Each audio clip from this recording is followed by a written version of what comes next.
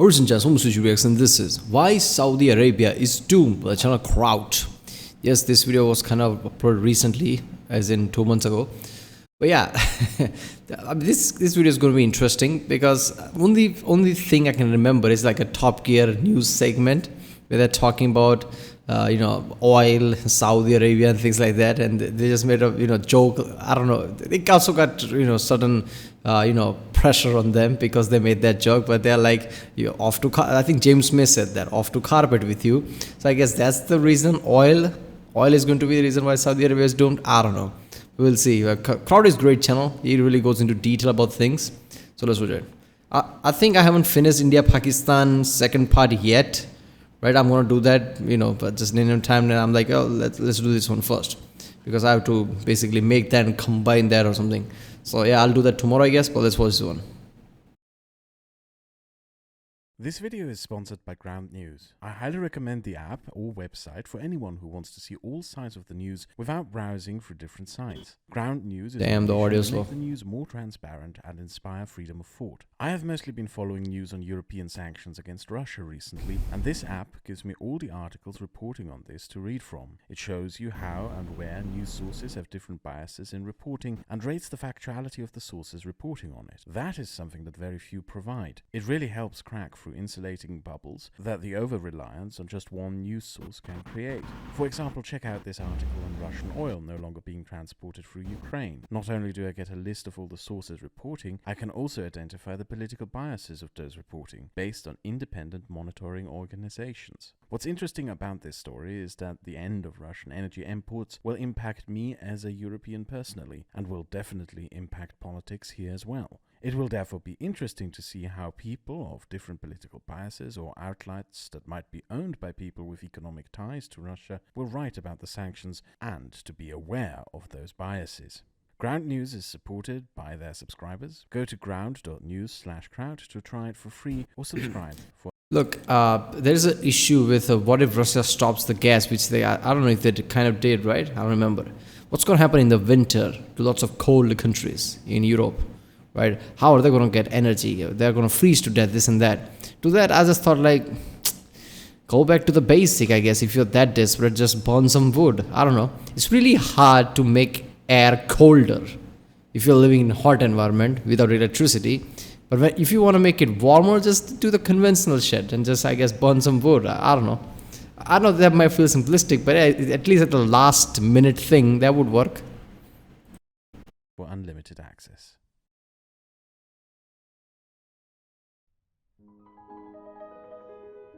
In 1483, the Portuguese explorer Diogo Cao landed at the mouth of the Congo River and claimed the lands around it for Portugal. He then sailed up the River Congo and realized there was a problem with his claim. These lands were already inhabited by a people living within a structured and well-functioning state, a kingdom with a capital called Mbanza that already had a population of 60,000 and was therefore just as large as Lisbon. This was the first contact between Europeans and the Kingdom of Bakongo, or the Congo Kingdom. Diogo sent 4 of his crew to be ambassadors to the King of the Congo and took 4 Congolese with him back to Portugal to serve as the Congo King's ambassadors to the King of Portugal. A year later, and 590 miles to the north of the Congo estuary, another Portuguese, Alvaro Camina, built a Portuguese settlement on the island of São Tomé, just off the coast of the Gold Coast. São Tomé had no native peoples. The first use of the island was as a sort of prison colony for people expelled from Portugal for being deemed as undesirable, like Portuguese Jews. Being a volcanic island, the soils were fertile and conducive for the growth and harvesting of cash crops, primarily sugar. And it is here where the history of the Congo and the history of Portugal cross paths to change the world with 2 innovations. The Portuguese invented the plantation on São Tomé, vast networks of cash crops run by a central processing structure to maximize output through the use of monocultures and the abuse of forced labor. But there was a problem. The first forced laborers were expelled Jewish children, who died, and at one point Portugal ran out of Jews and others it considered undesirable to be forced onto São Tomé plantations. So they started sailing. Will there be ever a history we told where Jewish people were not screwed completely? I guess Jewish is considered opposite of Christianity, and since Christianity has dominated the world, I guess you can see how the stories constantly pop up about Jewish people getting screwed over. But still, man. Coast of West Africa, kidnapping Africans from coastal villages and forcing those to work. And it was there where the Kingdom of Congo contributed its own innovation. It went on war raids deep into Africa, kidnapped men, women and children and sold them to the Portuguese. This is where the transatlantic slave trade was born before it actually became transatlantic. The model of running sugar plantations with African slaves was such an incredibly profitable venture that the Portuguese copied it in their South American colonies, where the Spaniards copied them and eventually everyone copied the Spaniards. The Portuguese may have had to share the slave plantation economy and concept with others, but there's one thing they retained control of: the slave trade. Well, not entirely on their own. The Congolese king converted to Catholic Christianity, but his relationship with the Portuguese was a little strenuous. He refused to abandon polygamy as the Portuguese missionaries demanded, and also refused to change the political structure of the Congo, which was a kingdom in which an aristocracy elected a king from the aristocrats, into a hereditary monarchy that the missionaries wanted. When the king died, one of his sons seized the throne through the help of his mother and the civil war. He converted the kingdom to Catholicism. However, he continued to clash with the Portuguese over the slave trade, which he believed should be entirely controlled by the Congo kingdom, and was angered by Portuguese slave raids in his kingdom. He wanted a slave trade monopoly. 2 kings later, by the 1550s, the Congo kingdom became... I remember watching TV shows like, drug-related shows. What is the recent show I'm watching? I forgot the name. Ozark, I think. Yeah, that's what I'm watching on Netflix. And this just makes me think like all these drug wars, this is kind of similar to that. Empire wars and drug wars kind of feel similar. In this, locals found this kind of a lucrative slave trade with Portuguese like, oh, I have that. So Portuguese took it. Now, locals thinking, okay, maybe I should have control over all of it. But Portuguese would be like, but yeah, I'm your main source. I'm the one who makes more money by doing this, by taking ships and taking them everywhere. I'm making more money. So this feels like same like, supply, distribution, friction. This is fucking ridiculous how you can see all this shit. Damn. And yeah, obviously, Portuguese wanted their own thing implemented on these people. Not just, oh, we are doing business. You can do whatever the fuck you want. It's all about business. But no, you should convert to this and that. Became an absolute hereditary monarchy and formulated a military alliance and economic alliance with the Portuguese. The Congo kings would conduct raids in Africa to capture Africans, transport them to the coast, and sell them to the Portuguese slave traders, while the Portuguese would militarily assist the Congo kingdom in its slave raids, but not go on raids to kidnap Africans themselves. This was the beginning of one of the most lucrative trade agreements in human history. For almost 2 more centuries, the Portuguese and Congo kings would continue to hold almost a complete monopoly on the transatlantic slave trade. The Spaniards, the Dutch, the French and the British may all run slave plantations, but it was the Portuguese who shipped the slaves and from who you had to buy. And the Portuguese in turn bought most of their slaves from the Congo kings. The plantation economy of the New World became the foundation upon which the first globalized economy was built, and the fuel burnt to keep it running were African human beings. The wealth the Congo kings amassed through their steel was legendary. They lived in palaces surrounded by ivory, the silver of South America, the gold of Mexico, the silks of China, the craftwork. This makes me remember that joke bit that Louis C.K. did, right? Like the level of wealth and improvement we can do in by human suffering is ridiculous. I mean, all the example it gave like different type of structures that were made because of slaves, different type of things, different empire became way too rich because of slaves. So even though it was a bit dark joke, it kind of like, yeah, we are really fucked up. The maximum achievement we did, any empire did, was from human suffering, basically. Also example here. Of Arabia and spices of India. The ambassadors were guests of honor throughout the many kingdoms of Europe, and you can still see their portraits in national galleries in Portugal to this day. But you can only see their portraits in Portugal and some in Brazil. So where are the Congo kings now? The Congo kings were part of the first modern economy, but because of the part they played, they never modernized themselves. The Portuguese introduced the Congo kings to technologies such as navigation, the wheel, the plough, and printing, but the Congo kings never adopted these technologies. There was simply no reason to do so. The money. entire economy was built around kidnapping and selling Africans into slavery. There was no need to plough. Yeah, here's a navigation. Why you can't find you can find your way to Congo? You know how to come to Congo. Here's a wheel. I think our products have legs. So that's what the fuck happened there. Yeah, this all the empires were doomed because of this shit. I'm rich. Why do I need to adopt anything? Not looking in the future. That's the problem. Fields and conduct investments in agriculture. No need to build ships and sail to places. No reason to build carts that exported goods on land. And no reason to print books. There was, however, an imported European technology which the Congo kings did adopt very quickly and used to its fullest Guns, effect. yes, guns. The gun. Equipped with these guns and learning to make them and use them, the slave raids became even more efficient at kidnapping Africans to sell into slavery, but also to violently subdue competition and assert control. Yeah, I can only I can see the whole scene. Here's a wheel. Yeah, we don't want that. Here's a navigation. We don't want that. Here's a gun. Oh, what is that? Yeah, if you point it this way and press the button, whatever problem you had here, it's no longer there. That billboard routing.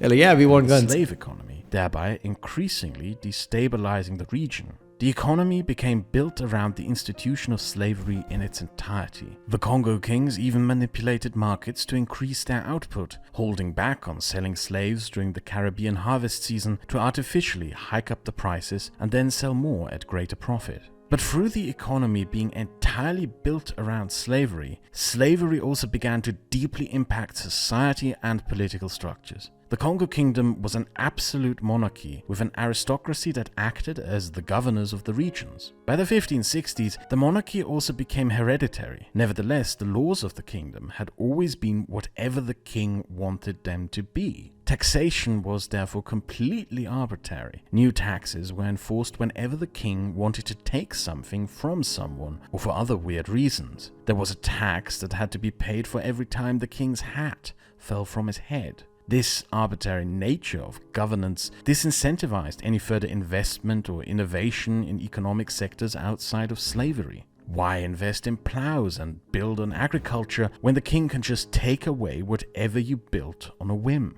Those who displeasured the king found themselves dispossessed and sold into slavery with their entire families. Through slavery, an authoritarian state became... Yeah, this is what happened in Hearts of Iron 4 when you press the plus button, more tax, and then you see the red rising up, communism. So I guess people are going to rise now, is that it? even more authoritarian, and society became more reclusive. Ironically, as state power centralized within the figure of the king, society decentralized. Aristocrats and peoples moved away from the cities, moved as far away from roads as possible to be as far away as possible from the slave trade as to not fall victims themselves to it, or to its arbitrary and violent nature, or victims to the arbitrarily enacted absolute power of those who controlled it. West Africa deurbanized, fragmented into segments. And while the remaining participants in the global economy that slavery fueled managed to modernize and innovate through the development of other sectors, the Congo Kingdom, the very source of that fuel, stagnated and decayed. When slavery was abolished by the Congo Kingdom's customers, the Congo state collapsed. Various little aristocratic statelets emerged in a continuous violent struggle with each other over what was left. The practice of raiding your neighbors, kidnapping their people, and stealing their wealth continued, only this time within the kingdom itself. Banditry basically became its main source of income. Although the kingdom continued to exist in name up into the 20th century, it was by the 1800s little more. Yeah, you see this trend in a lot of places. Whenever an empire gets wealthy, gets bigger enough to have this kind of a structure where a king rules everything, you have that kind of a structure, but at the same time their own source income in this slavery goes away and they don't have anything else. An empire has to be stable, an empire has to be strong, an empire has to have income more than one. You cannot be a banana republic, which the term means you just have one income. So if they had adopted Portuguese's technology that they showed, they might have just stabilized and survived, but they didn't. As soon as the income source they've collapsed, And we know that every time anything collapses, any empire or anything, there will be a massive vacuum, and people will fight, pillage, and there will be tons and tons of years, decades of violence that will just basically eat the place away.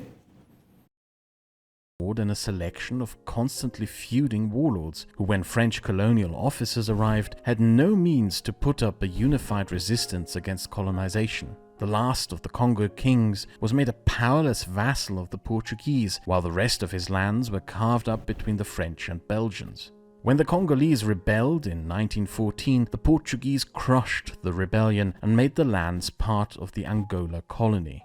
Amplified by colonial rule, the disarray and decay which slavery wrought upon these lands still ravage it to this day. The Congo is a place unable to centralize, unable to unite, unable to remove foreign dominion and exploitation of its resources and peoples, and compounded by legacies of colonialism, continues to be ravaged by civil wars, exploitation, anarchy, and poverty. Nothing remains of the legendary wealth of the Congo kings.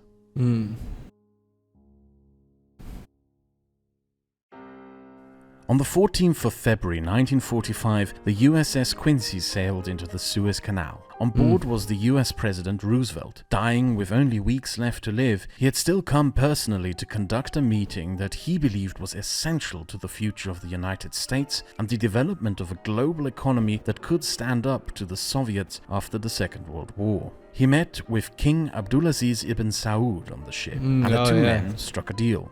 The Saudis would provide access to their oil fields to sell oil to the United States and its European and Asian allies. In exchange, the United States would provide military aid and secure the defense of Saudi Arabia against all its enemies. The hydrocarbons of Saudi Arabia, the Emirates, Kuwait, Oman, and Qatar would be the fuel burnt to build the global economy of the 20th century. The kings of Arabia would gain almost fantastical wealth through this trade. They lived in palaces surrounded by all the luxuries of the modern age. But none of them have innovated or created any economic sectors outside of hydrocarbons. Their palace.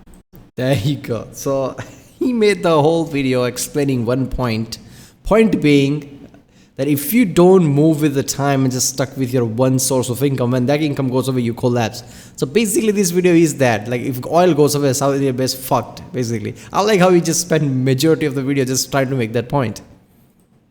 Palaces are built by foreigners, their luxuries are made by foreigners and imported by foreigners. Their enormous wealth is used to bribe the poorer neighbors into submission and thereby stagnate political development throughout the entire region. They control the hydrocarbon market ruthlessly, manipulating prices to ensure their own wealth, but also to crush outside competition. There's nothing being manufactured or any technologies being adopted and further invested upon or innovated upon. The only innovation they were all quick and happy to embrace were the weapons the Americans provided, which they used to bully all those who displeased them into line, and destabilize the region through the arming and financing of various death squads. Their political systems are absolute, authoritarian, archaic, and stagnant, and the enormous wealth they gained only made those systems more absolute, authoritarian, archaic, and stagnant. The laws they enforce are arbitrary. Civil liberties are an alien concept, and whatever wealth you build can be taken from you at any given moment if a king should wish it. Consequently, whatever substantial investments are made by citizens are almost entirely bunkered abroad.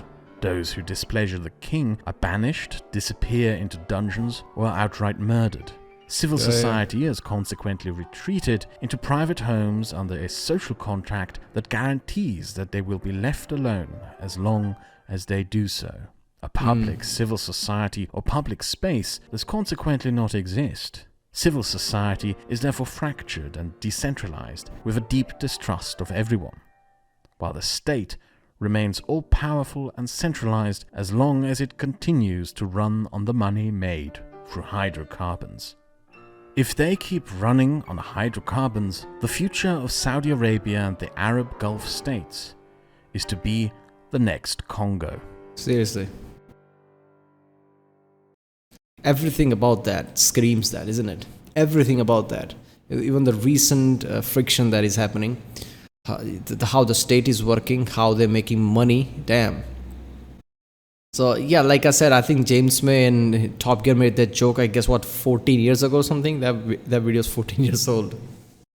Yeah, this was always the case. This is why in India also, with the new government that came into being in 2014, I think 2016, 2014, doesn't matter. So their basically the first thing that they did was make in India, and basically doing everything to focus things to invent and make in India if they can, right? Encouraging that, right? You giving subsidies to that, like you do this in India, innovate here, right? Because if you're going to use everything that is from abroad, right, that can easily be taken away. If you don't innovate on yourself, if you have just one income like how Congo and now Saudi Arabia has right now, if that goes away, which will, right? Saudi Arabia is oil is not going to last, right? I mean, we are using at a pace that oil cannot refill itself. It will take extremely long time, so oil will deplete, right? And that will cause issue. So yeah, this was an interesting video. All right, people, that was why Saudi Arabia is doomed by the channel Kraut. One of the easiest topic, right? Anybody would know like what he's going to talk about. But yeah, if you like my reaction, don't forget to like, subscribe, and I'll see you next time.